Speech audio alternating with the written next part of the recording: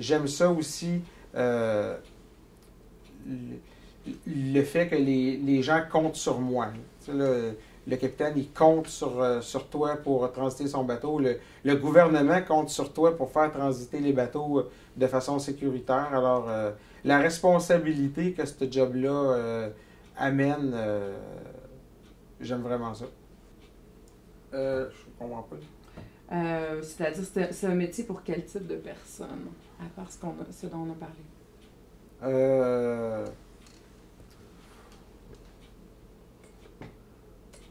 Je sais pas, il y a eu des gens qui n'ont pas, justement, les gens qui ont de la difficulté, exemple, à manœuvrer, c'est pas un bon métier pour eux. Puis, il y a certaines personnes qui ont dû abandonner le métier parce que cette pression-là était trop importante pour eux. Je pense que c'est pas un métier pour les personnes anxieuses. C'est pas un métier pour les personnes qui se remettent toujours en doute. Ça a du bon, ça a du moins bon, mais tu sais, quelqu'un qui prend une décision puis qui passe son temps à dire ah ben je sais pas qu'est-ce qui serait arrivé si j'aurais fait ça, si j'aurais fait ça. Tu peux pas passer ta vie dans mon métier à te remettre en doute. Tu prends une décision puis tu vis avec. Puis si c'est pas la bonne, ben t'en prendras un autre pour la corriger. Mais tu peux pas passer ton temps à te remettre en question. Puis ça donne bien pour moi. C'était pas. J'ai rarement des doutes sur les décisions que je prends. Puis je pense que c'est important d'être comme ça dans le métier de pilote maritime. Faut pas être borné non plus, là, parce qu'il y a des fois où tu prends une décision, c'est pas la meilleure à ce moment-là, puis tu en prends un autre pour corriger. Je pense pas qu'il faut être borné non plus, là. Puis quand on navigue à deux, ou quand on accoste avec un collègue, prendre en considération l'opinion de l'autre est importante aussi, là. Est-ce qu'il y a des femmes qui sont pilotes? Oui, à la Corporation des pilotes du Saint-Laurent central, chez nous, on a 2 femmes pilotes. On a 2 femmes qui sont pilotes entre Trois-Rivières et Montréal. On n'en a aucune dans mon secteur entre Québec et Trois-Rivières. Il y a une femme qui est pilote à la Corporation des pilotes du Bas-Saint-Laurent, les pilotes entre Québec et Escoumins. Puis je pense qu'il y a 1 ou 2 femmes pilotes sur les Grands Lacs. Mais le pilotage, pour devenir pilote, c'est un cheminement qui est relativement long. T'sais, on dit que les gens naviguent environ une quinzaine d'années, entre 10 et 15 ans pour devenir pilote. Récemment, ça a été moins que ça parce que les besoins de recrutement ont été importants. Alors, on a des jeunes apprentis. Moi, personnellement, j'ai navigué 7 ans avant de devenir apprenti pilote, mais les sacrifices à faire quand on navigue sont importants quand même. Puis je pense que les femmes qui aspirent ou qui ont des carrières de pilote maritime ont dû sacrifier le côté familial. Parce que quand tu navigues, si tu veux devenir pilote, il faut que tu ailles naviguer, il faut que tu ailles accumuler beaucoup de temps de mer. Quand du temps de mer, c'est du temps à bord des bateaux. Puis, je connais pas personne, je connais pas de femme encore qui a accouché d'enfants puis qui est retournée naviguer pendant des longs mois. Par contre, il n'y a rien qui l'empêche. Et une de nos collègues pilotes est maintenant maman depuis quelques années. Alors, ça empêche pas la vie familiale, mais un devient un frein à l'autre. Le fait d'avoir des enfants devient un frein à la carrière maritime, puis la carrière maritime devient un frein à la vie familiale. Personnellement, j'ai rencontré ma conjointe à l'Institut maritime et ce qui a fait en sorte qu'Evelyne ne devienne pas officier de navigation, c'était pas une raison familiale, bien qu'elle l'a considéré, c'était surtout une raison justement de responsabilité. Pour Evelyne, être être seule réveillée sur le bateau à 2 heures du matin pendant que 25 ou 30 membres d'équipage dorment et ne comptent que sur elle pour naviguer le bateau en sécurité, faisait en sorte qu'elle n'était pas confortable avec cette situation-là. Et elle a réorienté ses études en enseignement. Mais les autres femmes qui ont fini leurs études en navigation, elles ont navigué étant plus jeunes, mais quand elles ont décidé d'avoir une famille, la plupart ont arrêté de naviguer et ont obtenu des emplois reliés au domaine maritime, mais à terre, des fonctions maritimes, mais à terre. Que ce soit inspecteur pour la garde côtière ou gestionnaire de compagnie, la plupart ont fait ces choix-là. Tu disais un peu plus tôt que c'était un contexte similaire qui avait fait que tu étais passé de capitaine à pilote. C'était aussi d'être plus proche de tes enfants, etc. Oui. Comment tu conçois ton rôle de père, toi? Bien, mes enfants m'ont pas vraiment connu lorsque je naviguais.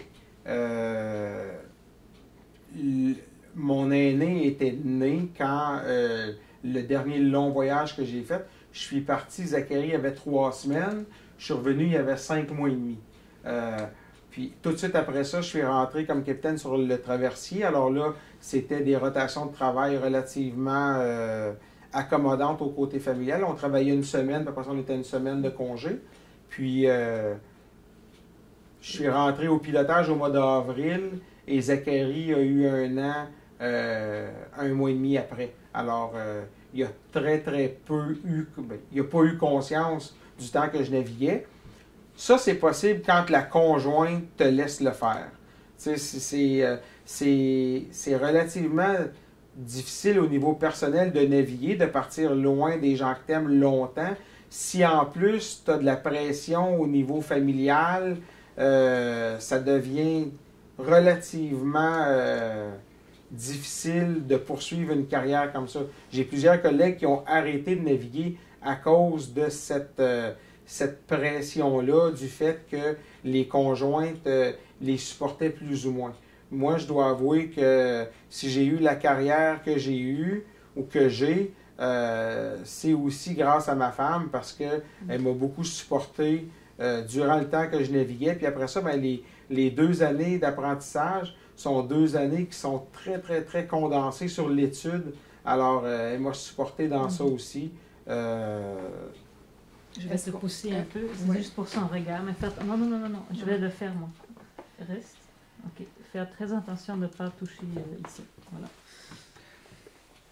Ben, est-ce qu'on peut le voir autrement, puis dire que les hommes aussi font des choix de carrière ou font diverger leur carrière pour cause de certaines responsabilités familiales là, qui sont... mais ça, c'est clair, là, quand tu deviens... focaliser là, sur la conjointe. Parce que c'est un ensemble, là, la famille. J'imagine que les hommes aussi veulent être près de leurs enfants. Puis... Oui, mais ce que je dis, c'est que cette pression-là est principalement présente lors du début des années de navigation. Quand ça fait 10 ans que tu navigues, même si tu as des enfants pendant que tu navigues, effectivement, là, le désir d'être plus présent à la maison fait en sorte que tu prends des choix de carrière pour te permettre d'être à la maison. Et le pilotage, c'est probablement un des meilleurs parce que le temps libre que la profession procure fait en sorte que tu peux être présent à la maison avec les enfants, avec la conjointe. Le degré de la rémunération que la job amène fait en sorte que tu peux avoir une vie qui est relativement confortable. Et puis, c'est un peu c'est un peu le summum de la carrière maritime, le pilotage. Bien que ce n'est pas la fin en soi, il peut y avoir quelque chose d'autre après la carrière de pilote, mais moi, je connais personne qui a volontairement arrêté de piloter pour faire autre chose. ça devient difficile après ça d'avoir des conditions qui sont comparables au pilotage. Puis tu deviens pilote à un moment donné parce que effectivement tu veux être plus présent à la maison, puis profiter, du temps avec ceux que t'aimes. Est-ce qu'il reste des impacts là, de ton travail dans ton mode de vie, malgré le fait que tu es passé de pilotage? Il y a un impact sur toute la famille parce que le fait que ce soit pas routinier, qu'il n'y ait pas d'horaire, ben, ça devient aussi un élément négatif. Tu ne sais pas si tu vas travailler. Donc, ta conjointe, elle ne peut pas compter sur toi pour garder les enfants si elle a un cours de danse ou un cours de peinture. Tu n'es pas capable de lui certifier que tu vas être là parce que peut-être que tu vas être là, puis peut-être que tu ne seras pas là. Puis peut-être que tu vas être là à Noël, puis peut-être que non. Puis le jour de l'an, c'est la même chose. On alterne. Une année, on est en congé à Noël. Une année, on est en congé au jour de l'an. Alors, l'année que tu travailles à Noël, est-ce que tu vas être appelé? Est-ce que tu ne seras pas appelé? Est-ce qu'elle prévoit une fête avec la famille ou non? Est-ce que, tu sais, puis dans l'horaire de travail, il n'y a pas de Pâques, il n'y a pas d'anniversaire de mariage, il n'y a pas de dimanche, il n'y a pas de samedi. Ça, effectivement, ça crée des inconvénients sur le restant de la famille. Puis c'est pour tout, là, tu sais, là, ton gars joue au hockey, tu peux-tu y aller? Je sais pas. Ça va dépendre si j'ai un bateau. Tu sais, là, chez nous, la phrase à la mode, c'est ça dépend si j'ai un bateau. Ça dépend si Pierre a un bateau. Tu sais, si on est invité à un souper pendant ma période de travail, ben, je peux jamais garantir que je vais être là. Par contre, on est disponible 207 jours. Ça veut aussi dire qu'il y a 153 jours, 158 jours que je suis certain que je vais être à la maison. Donc, durant l'été, normalement, on travaille. Nos rotations de travail durant l'été, là, c'est environ, je dirais, 16 jours de travail, 17 jours de travail consécutifs, après ça, 13 ou 14 jours de congé.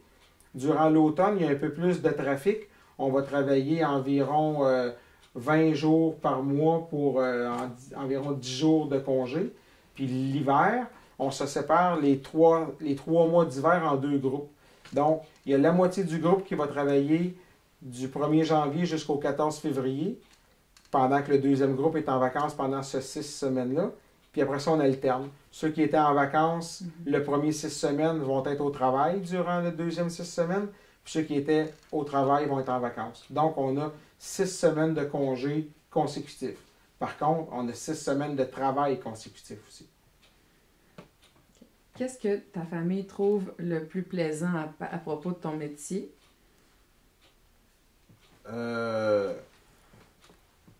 Probablement le fait que je sois bien dans ça. Puis probablement aussi le confort que ça procure à la famille au niveau stabilité d'emploi. Tu sais, ma femme, mes enfants, ils ne se demanderont jamais si papa il va avoir du travail dans 2 semaines. Puis le niveau de rémunération fait en sorte que ça rend la vie de tous et chacun relativement confortable. Et comment tu vis ça de ne pas toujours pouvoir être présent aux activités de tes enfants malgré le fait que tu as plusieurs jours de congé par année? Ben, c'est toujours un sacrifice, puis je veux pas, je veux rarement montrer là, là, mes sentiments dans ça. Là, là, moi, je me suis, quand j'ai accepté ce travail-là, je me suis dit, puis relativement tôt, là, même quand j'ai choisi la carrière de marin, là, là, je me suis comme auto... pas censuré, mais je me suis comme bloqué au fait là, de dire ben je vais être en peine parce que je vais manquer Noël. Moi, je me dis non, je manque Noël parce que je travaille. Puis j'essaie de focusser sur les temps où je suis là, puis ceux que je peux pas être là, ben c'est pas par choix que je manque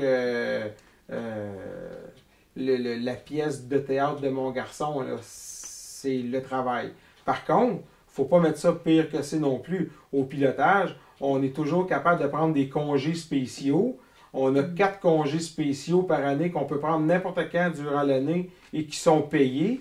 Puis on peut prendre d'autres congés spéciaux qui ne sont pas payés. Alors, pour quelqu'un qui dit moi, je veux vraiment pas manquer la pièce de théâtre de mon garçon, tu prends un congé spécial puis tu vas à la pièce de théâtre. Par contre, si tu dis moi, je veux pas manquer aucune de ces parties de hockey, puis il joue au hockey 2 fois par semaine, le samedi puis le dimanche, tu vas manquer de congés spéciaux à un moment donné, puis les collègues ils vont dire ouais, c'est le fun là, que ton gars joue au hockey, mais pendant que toi, tu es à l'aréna, moi, je suis obligé de te faire ton bateau. Alors, je pense qu'il y a une balance de possible. Tu sais, là, mais pour moi, je me suis... j'ai de la misère à trouver le terme, là, mais je me suis comme... enligné, là. Enligné, ouais, c'est ça, enligné sur le fait que c'était comme ça, puis pour moi, la vie serait de même. Puis tes enfants, ils sont compréhensifs quand ça arrive que tu puisses pas te présenter dans des événements, des activités? Oui, ils sont relativement compréhensifs. Je les ai jamais entendus se plaindre directement à moi. En tout cas, il faudrait demander à ma femme s'ils se plaignent à elle. Mais non, je pense qu'ils comprennent bien la nature de mon travail. Puis ils ont des amis aussi là, dont les parents ont des emplois qui font en sorte qu'ils ne sont pas là. On a des amis qui sont médecins, alors ils ne peuvent pas toujours être là. On a des amis dont le père travaille à la sécurité de la centrale thermique de la centrale nucléaire de Gentilly. Et lui aussi travaille sur des horaires qui sont relativement longs. Puis il a quelquefois à manquer des activités. Est-ce que tu aimerais qu'un de tes fils, un de tes enfants devienne pilote? Ben oui, honnêtement, j'aimerais ça parce que je vois ce que ce métier-là peut leur procurer, qui me procure à moi. Puis honnêtement, je vois pas beaucoup d'autres métiers avec les avantages que celui-là peut procurer, que ce soit au niveau disponibilité, au niveau financier, au niveau responsabilité.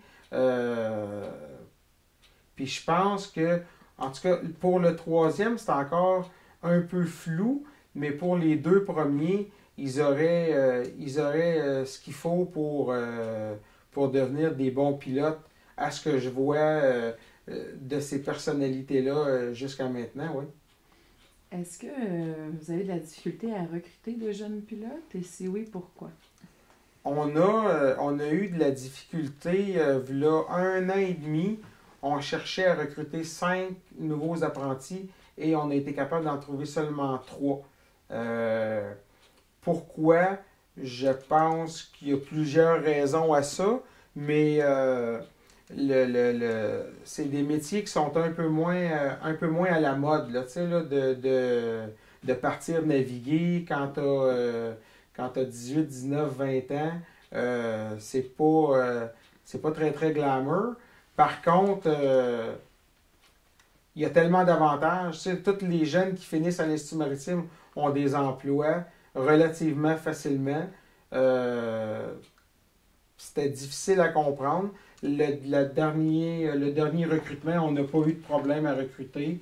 Puis le changement des mentalités sociales fait en sorte qu'il y a un peu moins de monde qui sont attirés vers ces métiers-là. Ça, c'est ça, je me demandais comment ce métier-là est-il perçu dans la société québécoise, là? Vous venez un petit peu de répondre à la question. Oui, mais je pense que le métier de pilote est très bien perçu, là. Tu sais, oui. Là, les pilotes sont là pour assurer la sécurité du public, parce que le pilotage, c'est un service public. on est là pour faire en sorte qu'il n'y ait pas d'accident ou d'incident maritime avec les conséquences que ça peut amener, bien que ce n'est pas impossible qu'il y en ait parce qu'il n'y a aucun moyen de transport qui est sûr à 100%, mais disons que le pilotage fait en sorte que on assure un très haut taux de réussite des transits sur le Saint-Laurent. Je pense que le métier est bien perçu, le métier de pilote est bien perçu au niveau de la population. Tu sais, c'est un métier qui est intriguant. Quand les gens ont la chance de nous poser des questions, ils sont intrigués par ce métier-là, ils sont fascinés même par ce métier-là. Est-ce que c'est un métier valorisé, donc, ou pas? Parce que vous disiez que c'est pas très glamour pour les jeunes, mais en même temps, il y a une attraction, il y a un intérêt. Je voulais dire au niveau des jeunes officiers de navigation, tu sais, faut toujours faire une différence entre naviguer comme officier sur un bateau et être pilote. Là. Mais au niveau de partir naviguer à coup de 2, 3 ou 4 mois, quand tu es au début de ta vie adulte, c'est pour ça que je dis que c'est pas très très glamour. Tu sais, les métiers qui sont à la mode, j'ai rarement entendu officier de navigation là, tu sais, là, dans tous les reportages là, sur les emplois ou sur les métiers, j'ai rarement entendu ça.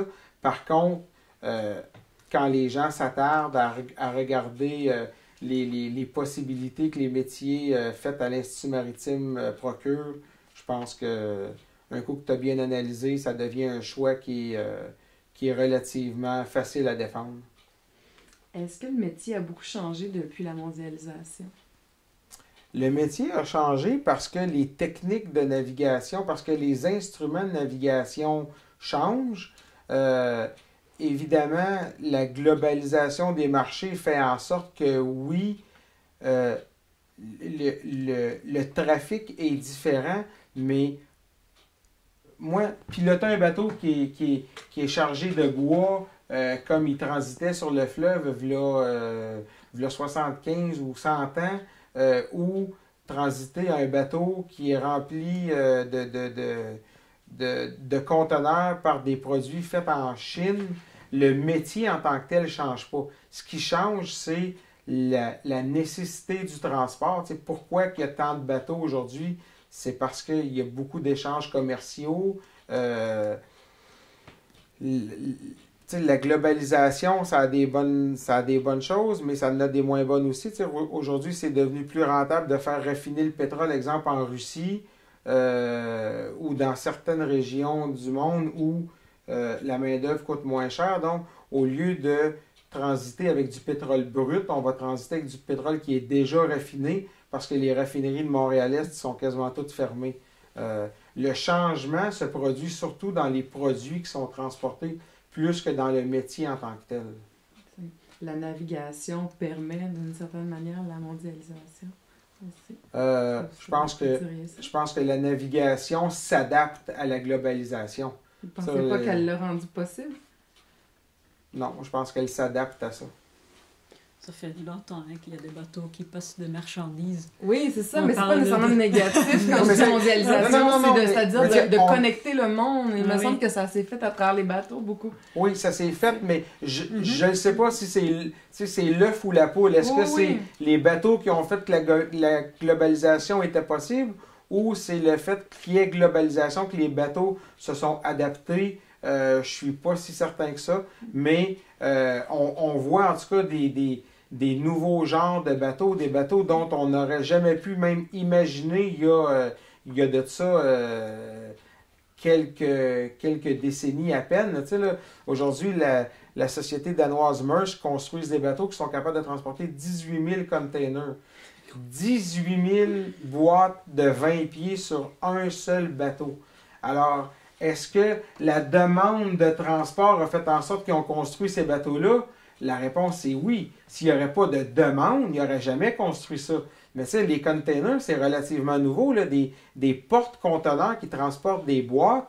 Il y a 50 ans ou 60 ans, il n'y en avait presque pas. Toutes les marchandises étaient en vrac, étaient en palette, avec les limites du transport que ça avait. Tu n'étais pas capable de faire transporter du bœuf de la Nouvelle-Zélande, exemple, une limite de temps possible pour qu'il arrive encore frais à Montréal. Tandis qu'aujourd'hui, avec la vitesse des bateaux, le fait que les bateaux soient capables de transporter des boîtes qui sont réfrigérées, qui sont branchées, qui vont garder une stabilité de température durant tout leur transit, fait en sorte que c'est maintenant possible. T'sais. Il y a des bateaux qui transportent toutes sortes de choses aujourd'hui. Sur un porte-conteneur de 18 000 boîtes, là, à peu près tous les biens de consommation modernes peuvent se retrouver, là, que ça aille de la télévision à la cafetière, du sofa fait chez Ikea en Suède jusqu'à à la voiture produite là, en Chine qui va s'en venir en Europe. Puis, à peu près tout ce qu'on peut retrouver se retrouve sur un porte-conteneur aujourd'hui. Je vais faire une petite pause. Ça roule la caméra 2. OK. Est-ce que vous êtes syndiqués, les pilotes? Les pilotes ici, non, on n'est pas syndiqués. On est regroupés en corporation, mais on n'est pas syndiqués. On bénéficie par contre de la protection légale de la Guilde de la Marine marchande. La Guilde agit en tant que syndicat pour les officiers de navigation, mais pour les pilotes, on n'est pas sous leur protection là, au niveau syndical, mais juste on bénéficie de leur protection légale en cas de poursuite. Et puis c'est nous, en tant que corporation, qui négocions directement avec l'administration de pilotage nos conditions de travail, notre contrat de travail. Je viens de terminer un mandat comme vice-président de la corporation et lors de mon mandat, on a négocié le prochain contrat de travail pour les 110 pilotes des trois secteurs, là, Québec, Trois-Rivières, Montréal et Port de Montréal. Donc, combien de journées travailles-tu en moyenne par semaine? Comme je disais tantôt, on travaille à peu près là, entre 130 et 140 affectations par année. Normalement, durant, comme là j'ai travaillé du 1er au 10 mai, j'ai fait 8 bateaux. Fait que, okay. Mais ça, c'est beaucoup. Ouais. C'est rare que c'est tant que ça. Normalement, on cherche un coefficient de travail d'environ 0,6. Donc, sur 10 jours, habituellement, on fait à peu près 6 bateaux. Donc, en 7 jours, mettons, on va en faire 4, peut-être là, par semaine, peut-être 4 à 5 bateaux par semaine. Est-ce que c'est un milieu compétitif, ce métier-là? Compétitif, c'est... Non, je dirais pas. Il n'y a pas de compétition. Et évidemment, il n'y a pas de compétition dans le pilotage. C'est-à-dire que l'armateur n'a pas le choix d'utiliser une compagnie de pilotage par rapport à une autre. Ils sont obligés de faire affaire avec nous.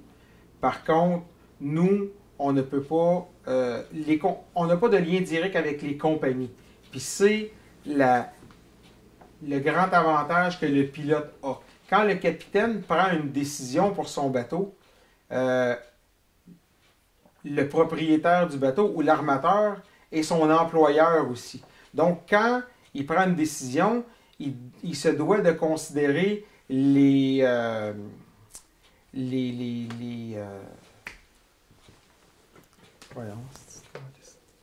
pas les répercussions, les conséquences. Quand un capitaine prend une décision, il se doit de considérer les conséquences commerciales.